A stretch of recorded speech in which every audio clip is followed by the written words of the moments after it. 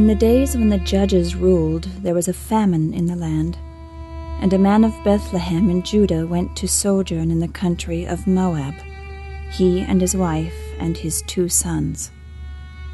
The name of the man was Elimelech, and the name of his wife Naomi, and the names of his 2 sons were Mahlon and Chilion. They were Ephrathites from Bethlehem in Judah.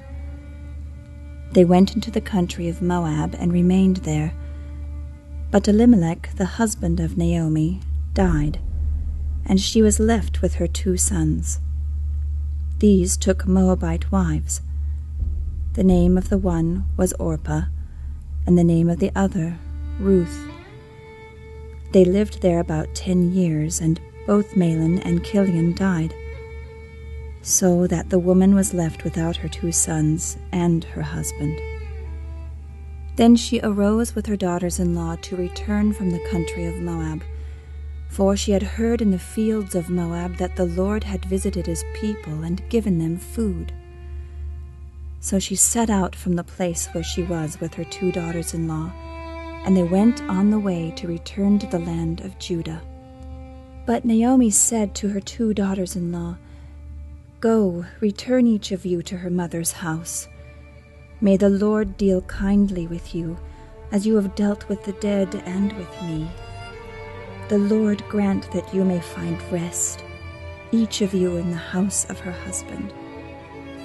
Then she kissed them, and they lifted up their voices and wept. And they said to her, "No, we will return with you to your people." But Naomi said, "Turn back, my daughters, why will you go with me?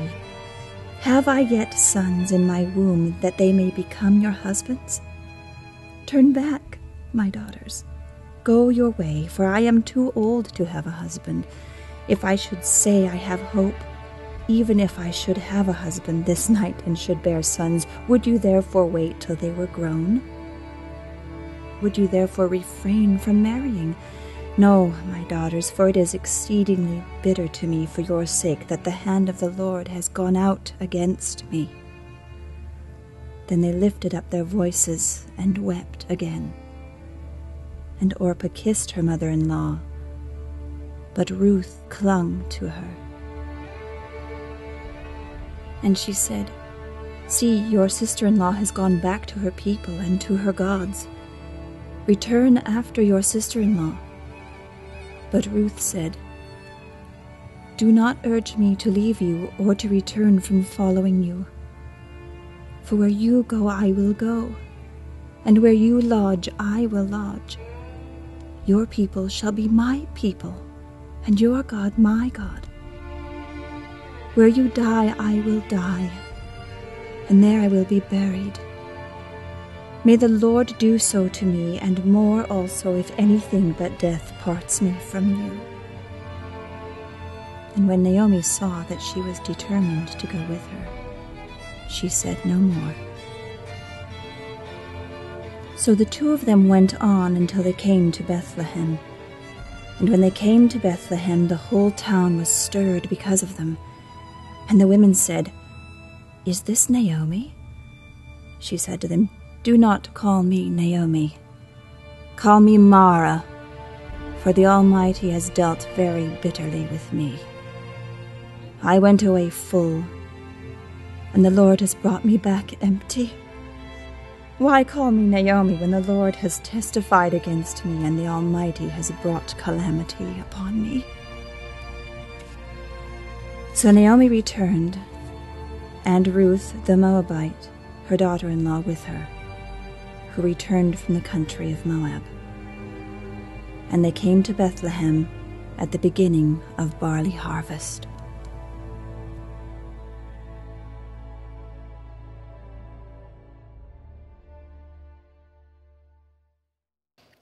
I'd like to welcome everyone to Four Rivers Church. If you're in Paducah or Calvert City or the Edible campus, we are beginning a new teaching series today called Presents as we approach the Christmas season. And this series is very simple. We have 4 weeks of the series, 4 chapters to the book of Ruth, and we're going to deal with the book of Ruth one chapter at a time each week. I'll be teaching several of these weeks. Pastor Stoney will be teaching at least one of them, and we're going to ultimately learn about this great story. So my job today is to simply begin to tell you the story of Ruth. Now, many people don't know this story. It is kind of an obscure story that disappears in 4 chapters of this great big Old Testament scripture. It's only just a few pages in your Bible. And so for that reason, a lot of times people don't know the details and the happenings of this particular scripture, and it's my opportunity to get to tell you that story. So let's begin, if you will, at the beginning of the story. Naomi is one of the 2 stars of this. And her family, she has a husband and she has 2 sons. It's interesting to note that's exactly the family that I live in, a husband, a wife, and 2 little boys. And so as I read this, I catch myself going, man, I know what that feels like, you know. And something happens in Bethlehem. Bethlehem is the city of David. The name Bethlehem means city of bread. Okay, it's an interesting story, or loaf of bread, or place of bread. It's interesting because in the place of bread, we're told that there is a great famine. And so if you'll notice in the Old Testament, oftentimes there's irony in the names of a place and what actually happens to it. So we have basically God in some way acting upon a region where now they are experiencing famine, and yet the name of their city is the place of bread. Okay, so it's interesting in and of itself. In that particular city lives Naomi. Her husband's name was Elimelech. It's a fun word to say, right? Elimelech. His name, interestingly enough, means my God is king. It's a cool name. My God is king. Elimelech and his beautiful wife Naomi. Her name, just so you know, means sweetheart. Isn't that a great name for a young lady? Naomi means sweetheart or beautiful thing or precious. It's ultimately what that means. These 2 are married. They have 2 sons. I'll tell you about their sons a little bit later.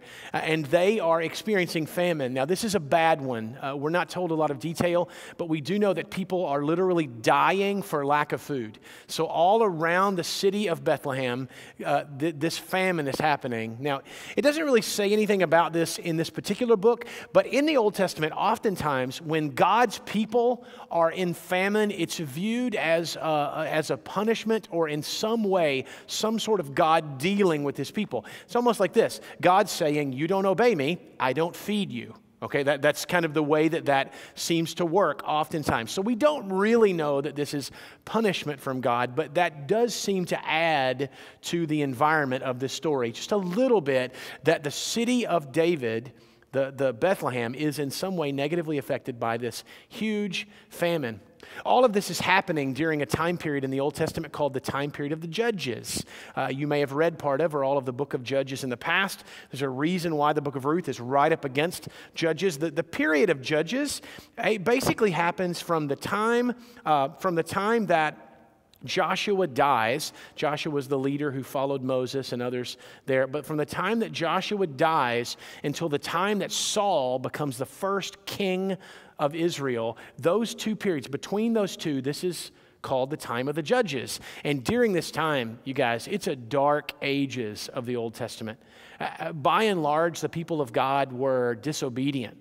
They were sinful. They were not interested in listening to God. There was very little prophetic voice from God speaking to the people because he was so frustrated with them. When we do see God dealing with his people during this time period, it's oftentimes in some sort of retribution or punishment kind of way. And so it's a very dark and sad time period for the history of God's people. And one of the beauties of the story in the book of Ruth is that we are about to see one of the greatest people to rise up out of a horrible time period and just a horrible experience that she's about to go through. We're about to see this kind of bright and shining star rise up out of the ashes in this very dark time period in Judeo-Christian history, okay? So here's the story. Elimelech is the husband. Naomi is the wife. They have 2 sons. They live in Bethlehem, and it's a time period with very, very little food. People are dying and starving. And so Elimelech makes the decision to take his family and leave this barren place. He goes 50 miles down the road. To us, 50 miles, no big deal. In their time period, 50 miles, really long journey, okay? Most people would not have traveled that far from their birthplace in an entire lifetime, much less move that distance all at one time. He goes to a place called Moab. Moab is, if Bethlehem was hungry physically, Moab was hungry spiritually, in the sense that it was a dry and barren spiritual place. I'll take you back a few years. Moab gets his name from the man whose name was Moab. The Moabites come from one guy named Moab. He was the son, okay, of Lot and Lot's daughter. So in a time period where, you remember Sodom and Gomorrah? Sodom and Gomorrah happens. God decides to destroy this evil city.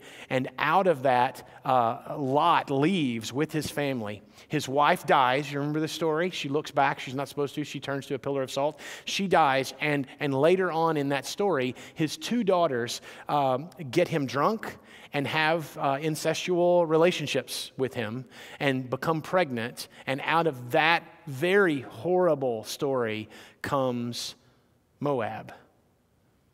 Moab begins a group of people who worship another god, who are characterized by sexual sin. This is a town that really no one wants to live there. I mean, this is a horrible, horrible place. But they have food. And Elimelech knows that his wife and his 2 boys are going to starve if they stay in Bethlehem. And so they make the choice and they go to Moab and they live there. And apparently, they find plenty of food, plenty of work, and life seems to be good for a while. Now, I'll time out and just say, Calvert City, Ediville, Paducah, scholars argue about whether or not Elimelech's a good guy. Some people say he went to Moab because he wants to sin like crazy, and he goes there in rebellion against God. And the rest of the story I'm about to tell you, they would say he earns it. Like what's about to happen, some would say is Elimelech's fault. Others would say, no, not at all. Elimelech's a good guy. Elimelech's a guy who just is trying to feed his wife and kids. You know, he's just trying to do the right thing. I don't know. I wasn't there, you know, and so I'm not sure of exactly his motives. Here's what I do know.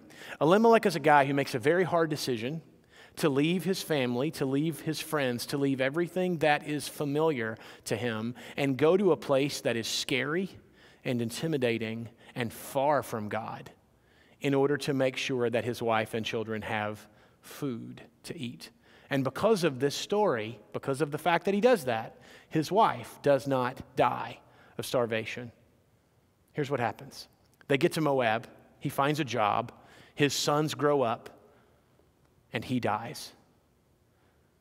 We're not told how he dies, what happens. He dies. He moves them there and dies there. 10 years after he dies, both of his sons die. Now, Naomi at this time, here's where she's stuck. She's in a foreign land. She's in a place far from any of her family. She now has 2 daughter-in-laws that were both raised in that community. In other words, they're Moabite women, not Israelite women, okay? So her sons married local gals in this very sinful place. One of them's name is Ruth. At that point, Naomi has a choice. What do? I'm a woman here in a place that's not nice to women. I have 2 other women to take care of. The 3 of us have to find a way to provide for ourselves. She's thinking things like, I'm too old to remarry. My 2 daughter-in-laws, they could remarry. They're young enough that a man would marry them. And so she decides, I'm going to leave my Moabite daughter-in-laws here, and I'm going to encourage them to go find a husband. But I'm going to go back to Bethlehem. In fact, the rumor mill was saying in this time period that there was now food in Bethlehem. There was now food there, and you could go back and eat and live. And so she decides to go back. When she decides to go back, both daughter-in-laws say, I'm going with you. She says, no, you can't go with me. You stay here. I'm probably going through her mind, just so you're aware. She's probably thinking, you're a Moabite woman. You don't want to go live in Bethlehem. Like you're not going to be accepted there, right? This is not going to be a good decision for you. The men who live there do not want to marry you. The people who are there are not going to be nice to you. You stay here. It's like early religious segregation going on where she's saying, you stay here, I will go home. I think she speaks this from the perspective of a woman who knows what it's like to live in a place that's not your home. Like, she doesn't want them to experience the racism and struggle that she's faced living where she lives in Moab, okay? And so she does everything possible to convince them, no, stay here. One daughter-in-law, her name is Orpah. Let me give you an interesting story. Orpah, O-R-P-A-H, is actually the person who Oprah Winfrey is named after. I got this off Wikipedia, and that means it's true.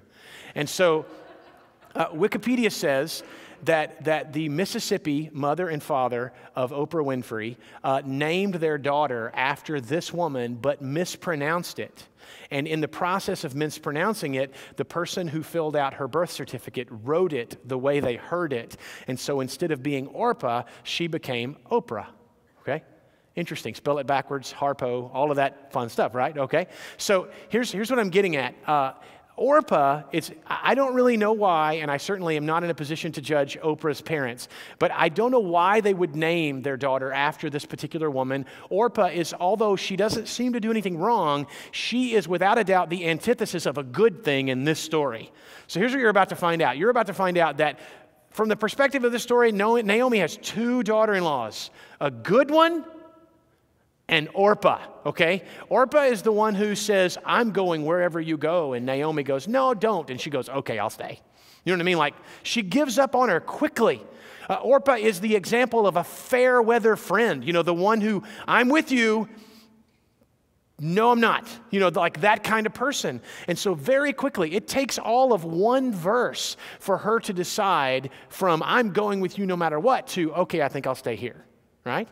Now, there's nothing wrong with her staying there. I don't think that we would have normally thought this is a bad lady. She doesn't seem to sin or struggle in any way, and yet she is viewed against the beauty of a woman named Ruth, and she loses on every scoreboard, right? And she disappears, and we never hear of her again. But Ruth is different. Ruth was married to Naomi's son. Naomi's sons both die. She looks at Naomi and says, you're like a mom to me. You're my best friend.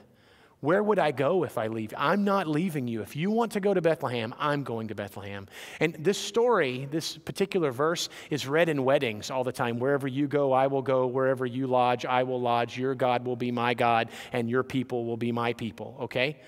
I've read this one at many weddings. I've always thought it was weird because it's a mother speaking to her daughter-in-law, which, although I will say, is kind of intriguing at weddings, right? That relationship in and of itself is kind of fun. I think we should have mother-in-laws and daughter-in-laws have to participate in the story and make oaths to one another for nice, at least for the guy's sake, right? So I think this would be a good thing in a lot of cases. In this story, though, what you have is Ruth, whose name means beautiful. You're going to learn later in the story. I don't know. There's no simple way to say this. Ruth is a hottie. Okay, she's gorgeous. She is a beautiful woman who is beautiful internally and externally. Everyone around her is entranced by her goodness and kindness and outer beauty. And so in the long run, all of that, she says to Naomi, I'm with you. I call this is a determined kind of friendship. This is a determined presence, if you will, that says, I am actively, continually, no matter what, I'm going where you go. I'm doing what you do. I'm staying with you. That's Ruth's claim to fame. That's definitely the thing about her that gets her a story in the book of the Bible. I mean, this is her. It's her personality. We'll talk more about that in a moment. Ultimately, the two of them return to Bethlehem. When they return to Bethlehem, they are greeted by people who love and care for them, and they are openly cared for. Now, next week, you're going to find more about what it was like for them when they got to Bethlehem and the struggles that they faced while there. My point today is to simply tell you that they determined, regardless of how hard it was, they determined to stay together. That's the point of the story. So I'm going to ask you a couple of questions, and believe it or not, I want to ask you a couple of questions and I'm done, okay? I want to ask you a couple of questions. The first question that I would ask everyone hearing this message is this. Are you, when it comes to the Christmas season and now, and just as a friend, as a partner in marriage, as a parent, are you someone who wants to be a present, or are you someone who chooses to be present? There's a difference. There's nothing wrong with being a present, right? Like, I want to do something nice for you. I want to buy you something. I want my life to in some way highlight your life. Like, I want, when you're around me, I want you to feel better. I want to be a present to you. That's one thing. But it's another thing to say, wherever you go and however you get there, and no matter what you face when you get there, I want to be there with you, right? I want to be in this with you. Let me see if I can illustrate it this way. I'm 39 years old. My children are 10 and 7. I've been married in the teens, be 14 years very soon. For the last 15 years of my life, for the most part, during that age, I was early 20s until now, I've wanted to achieve. Like me, I wanted to achieve. I wanted to do good stuff, right?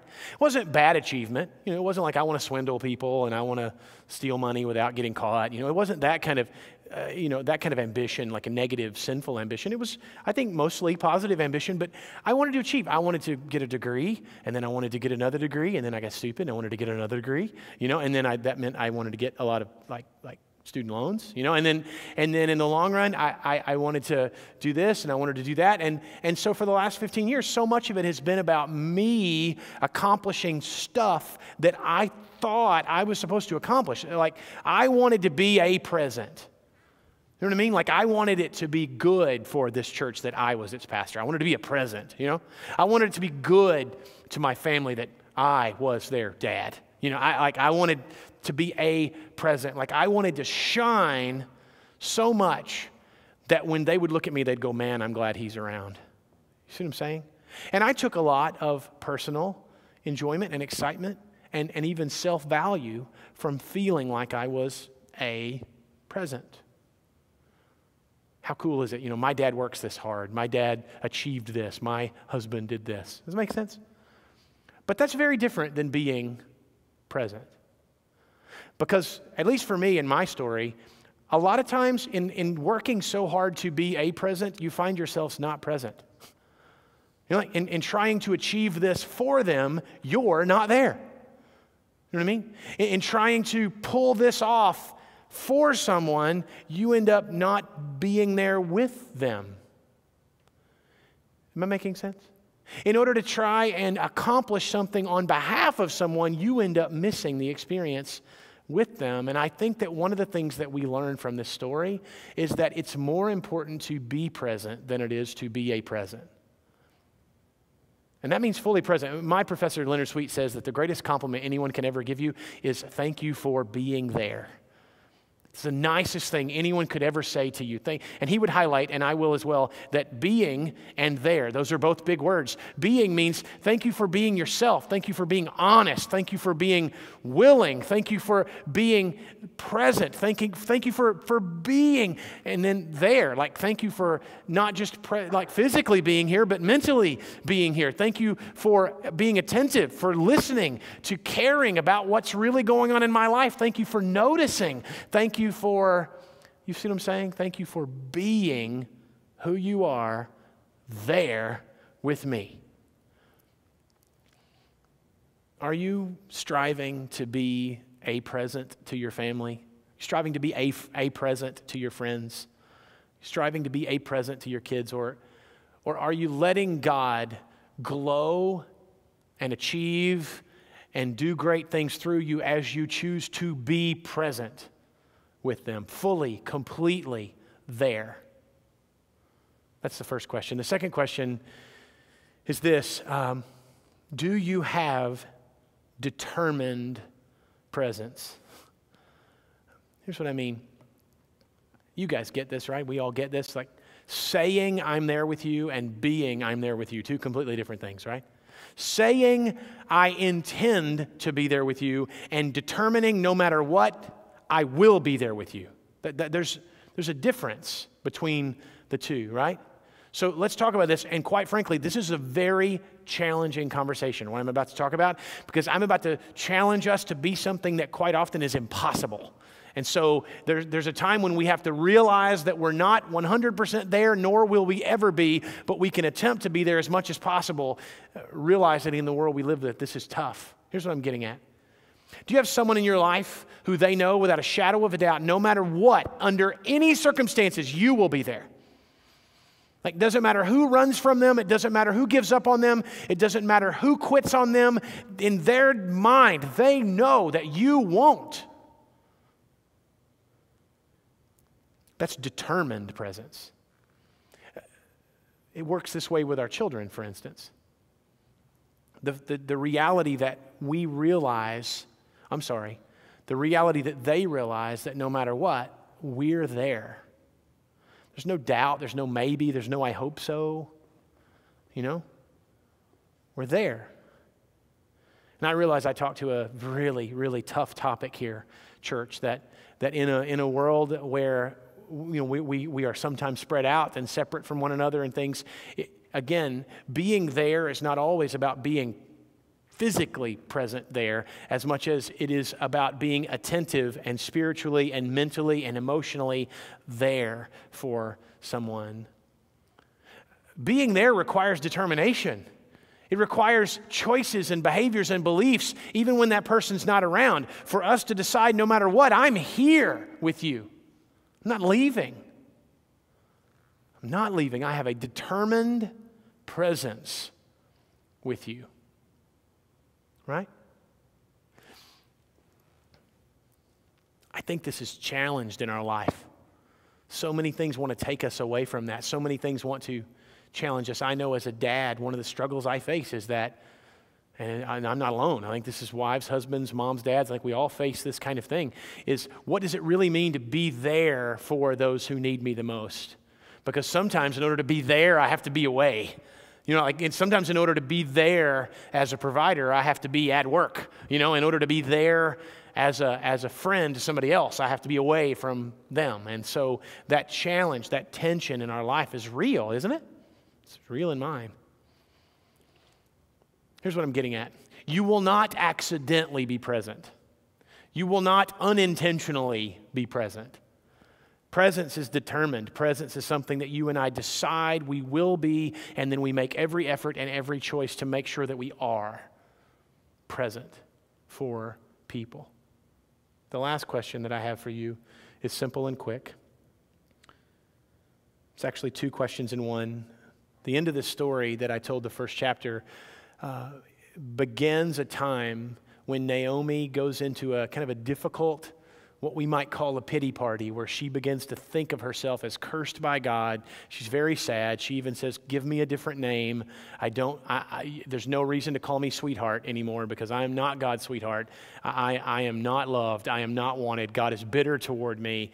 You know what I'm saying? She's feeling very harsh. My question is, do we realize that God has a determined presence in us that would cause us to look beyond our suffering? See what I'm saying? I don't know about you, it's really tempting in my life. It's really, really tempting to go, I'm not having a bad day. Somebody let me down. I'm having a bad week or a bad month. What's God's problem, right? I've told you the story many times of, the worst moment in my life was a moment when I just exclaimed, I just shouted out, I've done everything I'm supposed to do, and God didn't do his part. And I was convinced internally that something was wrong in my relationship with God, and it was God's fault. That's pretty bold stupidity on my part, but that's where I was. Nobody's ever accused me of keeping my mouth shut. So I said it. I was feeling it. I thought it, and I just yelled it out, And at that moment, I just realized, man, God's so much more determined to be with me than I am to be with him. He's so much more determined to be where I go than I am to go where he wants me to go. You know, he's so much more determined to be in me and in you and with you than you or I are to be with him or to follow him. No amount of effort that I put into my walk with God can ever challenge the response that I'm going to get from him. God has a determined presence in us. And in the same way that he was not, and you will see as we read through the story, he was not absent from Naomi's life, even though she thought that he was. He is not absent from yours. He is not absent from mine. Our suffering is actually a tool that he uses when he is very, very present with us. The question is, do we know how to look beyond our suffering, realizing and knowing and believing that God has a plan to grow and mature and develop us through this? Naomi and Ruth are going to experience a lot of things in the next 4 weeks. And I hope that we're all here to experience it together. But more importantly, I hope that each of us as a people are willing to ask the hard questions in our own life and learn what it's like through this Christmas season to become present for the people who need us. Realizing what it means to be determined about that presence and to choose to make the absolute factual choice that we will be present for these people. And to realize that all the while we're doing that, God has made a determined presence in us. Let's pray together.